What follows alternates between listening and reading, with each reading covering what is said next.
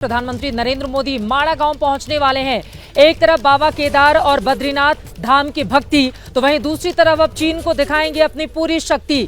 माड़ा गांव जो चीन की सीमा से सटा हुआ है, माड़ा गांव जो बहुत छोटी सी आबादी वाला एक ऐसा गांव जिसके 6 महीने गांव वासियों के उसी गांव में गुजरते हैं और 6 महीने निचले इलाके में गुजरते हैं। ये वो गांव है जहां का एकमात्र इंटर कॉलेज 6 महीने माड़ा गांव में चलता है और 6 महीने चमोली में चला आता है। एकमात्र ये गांव है जिसकी प्रकृति अगर आप देखेंगे तो मंत्रमुग्ध हो जाएंगे, क्योंकि वहां पर ईश्वर की और प्रकृति की विशेष कृपा भी है। मानने वाले तो यहां तक कहते हैं कि भगवान शिव शंकर का विशेष आशीर्वाद प्राप्त है इस गांव को, और वहां पर लोग पहुंचते हैं क्योंकि बड़े सारे दिव्य स्थल भी हैं। इसे जो बद्रीनाथ जाता है वो जरूर कोशिश करता है कि माड़ा गांव के एक चक्कर लगा ले, ताकि वहां पर मौजूद अदृश्य भगवान के वो दर्शन कर पाए और वहां से शक्ति लेकर वो भक्ति में लीन होकर उत्तराखंड से वापस जा पाए।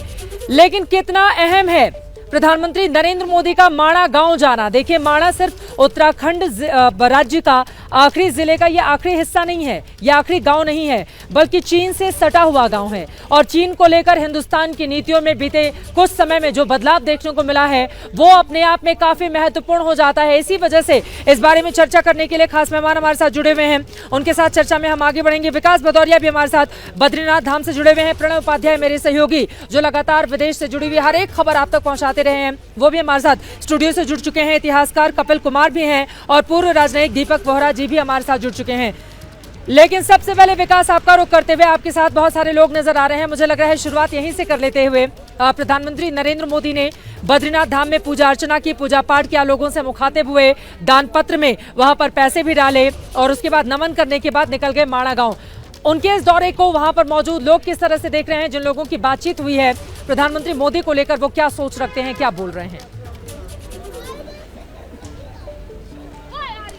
चित्रा, बिल्कुल हम उसी मंदिर प्रांगण में खड़े हुए हैं जिसकी तस्वीरें प्रधानमंत्री नरेंद्र मोदी ने यहाँ से दुनिया भर ने देखी, और ठीक इसी जगह पर खड़े होकर प्रधानमंत्री नरेंद्र मोदी ने यहाँ पर सबको, जो आसपास लोग छतों पर चढ़े हुए थे, उन पर हाथ हिलाकर अभिवादन किया था। और देखिए, प्रांगण से तस्वीर और ज़्यादा भव्य और दिव्य दिखती है, और ख़ासतौर पर तब जब आप बद्रीनाथ धाम में होते हो, चारों तरफ जो हिम शिखर हैं वो भी आपको दिखते हो। मैं कैमरामैन मनोज से कहूँगा कि इस दिव्य तीर्थ स्थल के आसपास का नज़ारा दिखाएं, ताकि लोगों को एहसास हो सके क्यों इस जगह को 8वां वैकुंठ कहा जाता है, क्यों इस धाम को भगवान विष्णु का प्रथम देव के रूप में यहाँ पर पुकारा जाता है। और ये दिव्य और भव्य जगह जो है वो अपने मौसम की वजह से और ज़्यादा दिव्य भव्य हो गई है। बर्फीली हवा चलने लगी है क्योंकि सूरज देवता बद्रीनाथ में बदरी के पीछे छिप गए हैं। और हमारे साथ देखिए इस समय जो धर्माधिकारी हैं इस बद्रीनाथ धाम के, भुवनचंद उनियाल, वो हैं यहाँ पर जिन्होंने प्रधानमंत्री नरेंद्र मोदी को यहाँ पर पूजन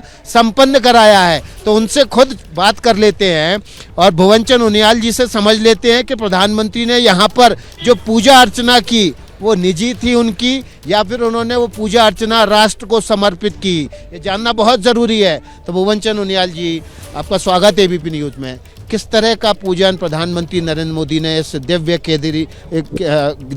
बद्रीनाथ धाम में किया? मोदी जी आए, आते ही हमारी भी कुशल क्षेम पूछी और अखिल विश्व की कल्याण कामना के लिए उन्होंने निवेदन किया। और जो मंत्र पाठ हमने वहाँ पे किए, आ ब्रह्मण ब्राह्मणो ब्रह्मवर्चसि जायताम, आ राष्ट्रे राजन्य शूर इखभ्यो तिव्यादि जायताम, अर्थात इस देश के मनीषी अपने में चरम में रहें, इस देश के दिमाग सारे देश दुनिया को दाद दे, यहाँ के सेना, यहाँ की फौज अपने में पुष्ट हो, यहाँ की स्त्रियाँ अपने में बलवती हो, अबला न रहे अपितु सबला रहे, यहाँ की खेतियाँ निकाह में नह परजन्यो बरकतु, यथा समय बरखा हो, यथा समय धूप हो, और यथा समय जाए करके ये अति व्याधि यानी ये विशेष बीमारियाँ आती हैं ये यहाँ से दूर हो जाएं, ऐसा उन्होंने चाहा। तदनुसार भगवान को निवेदन किया गया। तत्पश्चात मूर्ति परिचय उनसे कराया गया। एक एक मूर्ति कुबेर, गरुड़, बद्रीविशाल, उद्धव, नारद, नारायण, नर, अखंड दीप, इस बारे में उन्होंने जानना चाहा है। उनियाल जी, ये जानना बहुत ज़रूरी है कि जो आपने बताया कि वैदिक राष्ट्रीय पूजन किया, तो इस पूजन का मतलब क्या है? इससे भगवान से निवेदन कि सर्वे भवन्तु सुखिनः, सर्वे सन्तु निरामयाः, सर्वे भद्राणि पश्यन्तु माँ कश्चित दुख भाग भवेत्, यही उन्होंने संकल्प में कहा। ये बोल दीजिए, हमने इसी प्रकार मंत्र और इसी प्रकार संकल्प बोला जो उन्होंने चाहा। आखिर ये कहा गया कि सुख और समृद्धि फैली रहे, अति व्याधि यानी जो बीमारियां होती हैं वो प्रवेश न करे, ये निवेदन भगवान से किया गया। कुल मिलाकर जो प्रधानमंत्री नरेंद्र मोदी का यहाँ पर पूजन था बद्रीनाथ धाम में भगवान विष्णु लक्ष्मी को, वो समर्पित था राष्ट्र के नाम, यानी कि राष्ट्र की उन्नति, धन संपत्ति समृद्धि बढ़े, इसके लिए समर्पित था। यही बिल्कुल इसीलिए समर्पित था और यही उन्होंने चाहा और यही वहाँ पे पूजन किया गया। धर्माधिकारी निहाल जी बता रहे हैं कि राष्ट्र को समर्पित था। जिस तरह से घर में हम दीपावली पे पूजन करते हैं ना, धन संपदा समृद्धि बढ़ने के लिए, तो दिवाली से 3 दिन पहले उन्होंने यहाँ पर भगवान विष्णु की पूजा की कि देश समृद्धशाली हो, देश में धन संपदा बढ़े, देश निरोगी हो, देश में स्त्री बलवान हो, देश के किसान धनवान हो। बस यही संकल्प था और यही मंत्र पाठ किए, यही निवेदन किया गया। आप निहाल जी, आप है ना ये रुद्राक्ष धारण किए हुए हैं, आपने प्रधानमंत्री जी को भी कुछ भेंट किया है? नहीं, हमने मंत्र और आशीर्वाद के अलावा कोई चीज़ ऐसी भेंट नहीं की, क्योंकि मैंने मती कोई भेंट करने की नहीं थी। एक तुलसी की माला हमने अर्पित की, बद्रीनाथ की होने वाली तुलसी, इसके अलावा कुछ हम दिए नहीं। तुलसी की माला का क्या महत्व है? तुलसी भगवान विष्णु का अति प्रिय है, बिना तुलसी के भगवान की विष्णु की पूजा होती ही नहीं है। तो भगवान को अर्पित तुलसी हमने उन्हें अर्पित की और उन्हें शहर स्वीकार किया।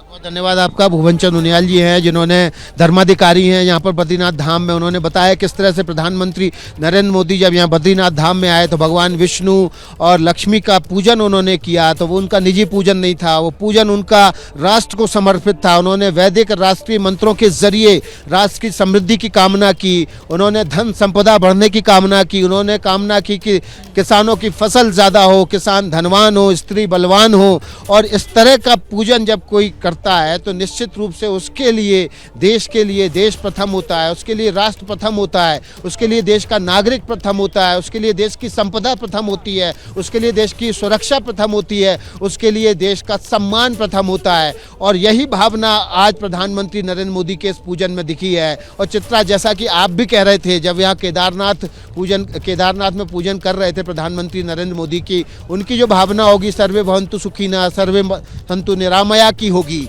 और यही भावना यहाँ पर बद्रीनाथ धाम में भी दिखी। मैं एक बार आपको ये अलकनंदा के तट पर बसे इस दिव्य भव्य बद्रीनाथ धाम की तस्वीर दिखाता हूँ। देखिए कल यहाँ पर अलकनंदा बह रही है, नीला सा पानी है, हिमगिरी से सीधे ये नीला पानी आ रहा है, बर्फ जमा देने वाला, एकदम हाड़ जमा देने वाला ठंडा पानी। और उसके ठीक ऊपर आप देखिए नारद कुंड है जो कि गर्म पानी का कुंड है। तो इस जगह को ये 2 धाराएं, एक गर्म पानी की धारा और दूसरी तरफ ठंडे पानी की धारा, इस स्थान को दिव्य स्वरूप प्रदान करती है। और यहाँ इस कुंडों में स्नान करने वालों के बारे में ये माना जाता है कि उनके जो पाप होते हैं उनका नाश होता है।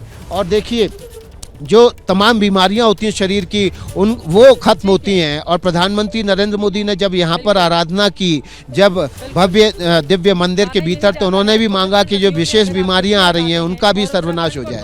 प्रकृति की जिस तरह से विशेष कृपा है, आप जरा सोचिए, तमाम ऐसी बड़ी बड़ी जड़ी बूटियां जो यहाँ पर पहाड़ों में उगती हैं, जब उनसे होते हुए पानी कलकल करता हुआ नीचे की ओर आता है, उत्तराखंड आने वाले तमाम पर्यटक आपको मिल जाएंगे जो बोतल की मिनरल बॉटल खरीदने की बजाय उनकी कोशिश यही होती है कि उस पानी का वो ग्रहण करके यहाँ से जाएं। और वही उसका जिक्र करते हुए यहाँ पर विकास भदौरिया भी कि जब लोग स्नान करते हैं पवित्र नदियों में तो उनके शरीर में अगर किसी भी तरह का रोग होता है उससे मुक्ति मिलती है। इस तरह की मान्यता जो लोग भरोसा करते हैं हिंदू धर्म में उनके लिए। लेकिन अब चीन को लेकर देखिए, एक तरह तो भक्ति दिख गई, लेकिन अब शक्ति चीन को दिखाने की बारी है। इसी वजह से माड़ा गांव पहुंच रहे हैं प्रधानमंत्री नरेंद्र मोदी और उसकी तस्वीरें कुछ ही देर में टीवी स्क्रीन पर सामने होंगी, जब माड़ा गांव के लोगों से मुखातिब होते हुए चीन को एक बड़ा और कड़ा संदेश देने की उनकी ओर से की जाएगी कोशिश। दीपक बोहरा जी, सीधे आपके पास आते हुए, माड़ा गांव में प्रधानमंत्री नरेंद्र मोदी का जाना, वो भी एक ऐसे वक्त में जब थोड़े समय के बाद तेजी से बर्फबारी शुरू हो जाएगी और माड़ा गांव की ज्यादातर आबादी निचले इलाकों में आकर रहने लगेगी। माड़ा गांव को क्यों चुना प्रधानमंत्री नरेंद्र मोदी ने, और माड़ा गांव जब वो जाते हैं तो चीन को किस तरह का संदेश पहुंचता है, इसके बारे में क्या जानकारी देंगे आप हमें?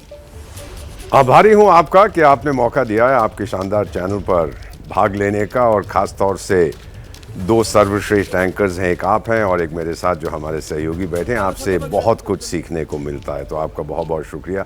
थोड़ा सा मैं आपको बैकग्राउंड इसका बता देता हूँ। 1962 धन्यवाद में सर। मेरे परिवार में भूकंप आया था। मैं 11 साल का था। वो 1st सिख रेजिमेंट बटालियन को कमांड कर रहे थे। तो कामेंग डिस्ट्रिक्ट, जिसे आप अरुणाचल कहते हैं, उस समय उसे नेफा कहते थे। आपकी उम्र मुझसे बहुत कम है, मेरी 71 साल की है। 11 साल की उम्र में जब मैं था तो ये भूकंप आया, तो उन्हें गिरफ्तार किया गया चीनी फौज ने और उन्हें गोली मार दी इन कोल्ड ब्लड।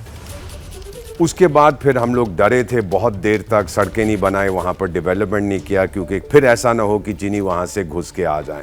40 साल तक तो ये हमारा माइंडसेट रहा, मानसिकता रही। लेकिन अब जब से ये सरकार आई है, इन्होंने ये साफ साबित कर दिया है कि अब हम किसी से कमज़ोर नहीं हैं, किसी से डरते नहीं हैं। 2 साल पहले गालवान घाटी में आपको याद होगा क्या हुआ था और कितनी जल्दी प्रधानमंत्री अपनी पर्सनल सिक्योरिटी की परवाह ना करते हुए वहां पहुंच गए थे, जहां पर हमने बुरी तरह से पिटाई की थी चीनी सेना की। वो भाग गए थे वहां से चीनी सैनिक। और जो चीन के नेता थे, जो भी उनका नाम है, डिंगलिंग, टिंगलिंग, पिंगलिंग, जो भी उनका नाम है, उन्होंने तो बहुत समय लगाया था उस इलाके में जाने के लिए।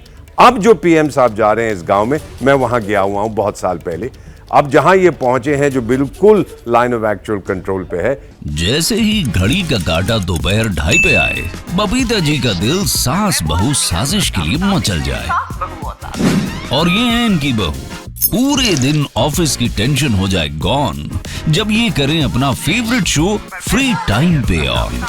इनकी तरह आप भी देखिए अपना फेवरेट शो अपने टाइम पर और डाउनलोड कीजिए एबीपी लाइव ऐप अपने स्मार्ट टीवी पर।